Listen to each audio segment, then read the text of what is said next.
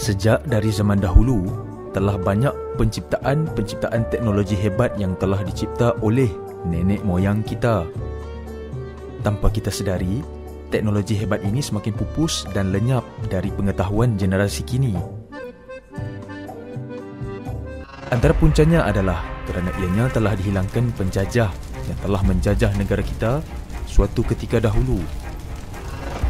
Jadi, untuk video kali ini, jom bersama kita hayati kehebatan nenek moyang kita dahulu di dalam 5 teknologi hebat Melayu yang telah dihilangkan penjajah.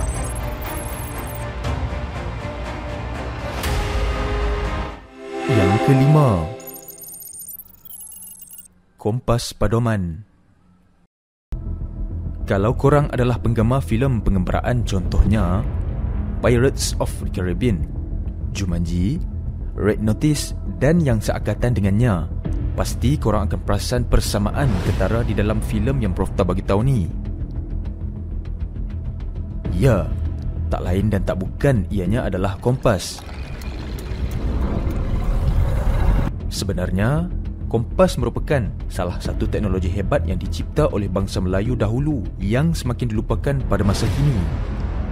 Ratusan tahun sebelum orang-orang Eropah menggunakan kompas bermagnet, orang-orang Melayu telah pun mahir menggunakan kompas bermagnet bagi menentukan arah dalam pelayaran dan pembinaan candi. Ciri fizikal kompas ini kelihatan sama seperti kompas moden. John Crawford telah menulis di dalam jurnalnya bahawa orang-orang Melayu telah menggunakan kompas sebelum orang-orang Eropah. Kompas ini diberi nama padoman atau pendoman, asal dari perkataan pedoman. Pada pedoman ini diletakkan jarum bagi menunjukkan arah. Kompas kuno Melayu ini terbahagi kepada 16 bahagian yang mana 4 daripadanya merupakan arah utama, iaitu utara, timur, selatan dan barat, manakala 12 yang lain menunjukkan arah-arah yang lain. John Crawford menyatakan lagi bahawa dengan sebab itu, kuil-kuil Hindu kuno di Jawa dibina dengan memiliki ketepatan arah yang mengejutkan, yang mana pintu hadapannya dibina menghala ke barat dan timur. Jap. Sebelum tu, jangan lupa untuk likes dan subscribe channel Prof Tau. Dan jangan lupa tekan loceng untuk dapatkan lagi info-info yang pelik dan menarik. Yang keempat, rentaka. Selalu kita dengar bazooka kan? Tapi, tahukah korang, orang-orang Melayu dahulu dah ada bazooka tau.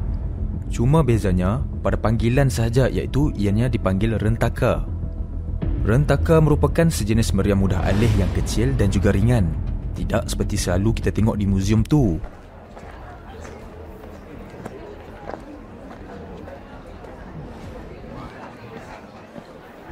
Ia merupakan senjata kuno orang Melayu yang selalu digunakan sewaktu peperangan. Orang Inggeris menggalakkannya sebagai lantakas. Penjajah pertama yang merasai penangan rentaka adalah Spanyol. Pelbagai gelaran telah diberikan, ke antaranya adalah portable cannon, arquebuses dan swivel gun. Tidak seperti meriam biasa, rentaka mempunyai keunikannya yang tersendiri, terutama sekali pada ukiran badannya. Awan larat, naga, buaya, cicak, ikan lumba-lumba dan terdapat juga ukiran seakan-akan ukiran pucuk rebung. Selain itu, selain mempunyai mekanisme mudah alih, rentaka juga turut boleh disesuaikan mengikut keadaan dan situasi, seperti boleh dipacakkan di kota pertahanan, digunakan di atas gajah, tanah, melebas kapal dan juga perahu. Yang ketiga, jong.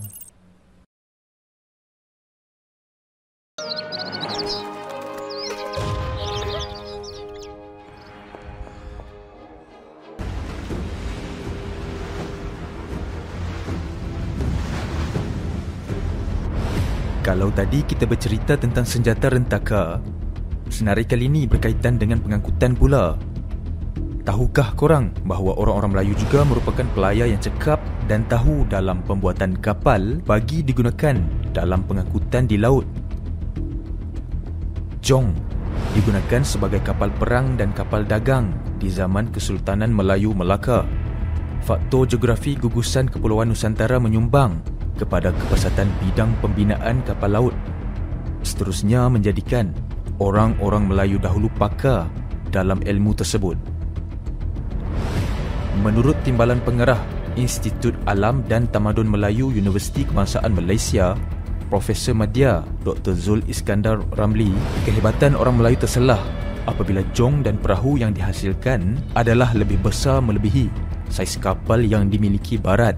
Rata-rata jong adalah seberat 600 tan dan jong terbesar yang dicatatkan dalam sejarah adalah jong dari Kerajaan Demak iaitu seberat 1000 tan. Jong turut memegang peranan penting dalam perdagangan Nusantara masa lampau, di mana ia melibatkan jalur kerajaan Champa, Ayutthaya, Aceh, Melaka dan Makassar. Yang kedua, gobek api. Somebody got a lighter. Oh, thanks. What?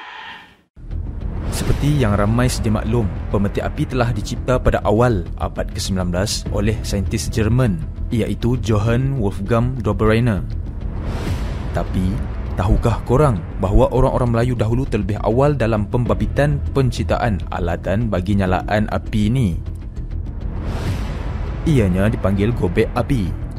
Menurut catatan sejarah, para sejarawan merekodkan orang Melayu telah menggunakan gobek api ini sebagai alatan pembakaran seperti perkakas harian biasa, bukannya satu alatan mahal yang hanya digunakan pada golongan atasan. Konsep mudah gobek api iaitu dengan menggunakan prinsip omboh atau piston. Dengan meletakkan bahan bakar seperti daun kering ke dalam lohong, omboh itu kemudian ditekan dengan pantas dengan menggunakan tapak tangan.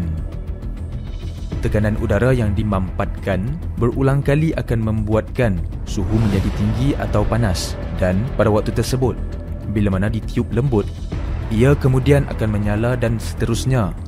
Proses pembakaran tercipta.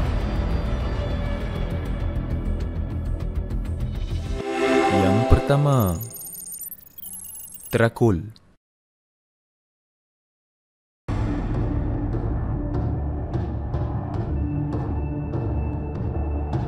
Tarkul atau terakul adalah antara senjata terkenal di kalangan pelaut, pedagang dan pahlawan Melayu.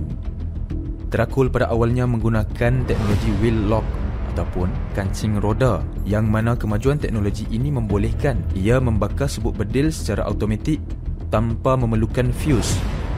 Terakul berbentuk seperti pistol dan ia adalah perubahan bentuk daripada pemuras yang dikecilkan. Terakul digunakan dalam peperangan Rajah, Datu dan Sultan-Sultan di Kepulauan Filipina melawan Spanyol, dan juga oleh askar Brunei menentang Rajah Brok. Terakul juga digunakan di Patani dan Melaka. Dalam Perang Naning juga, senjata ini digunakan sekitar tahun 1530. Terakul telah menjadi maju dengan penggunaan teknologi flintlock atau kancing batu api, dan sejak itu ia lebih dikenali sebagai pistol di dunia barat. Justru, teknologi orang Melayu ini menunjukkan bahawa kita sebenarnya adalah satu bangsa yang hebat dan pandai beradaptasi teknologi untuk kegunaan semasa, tak kira sewaktu peperangan maupun perdagangan.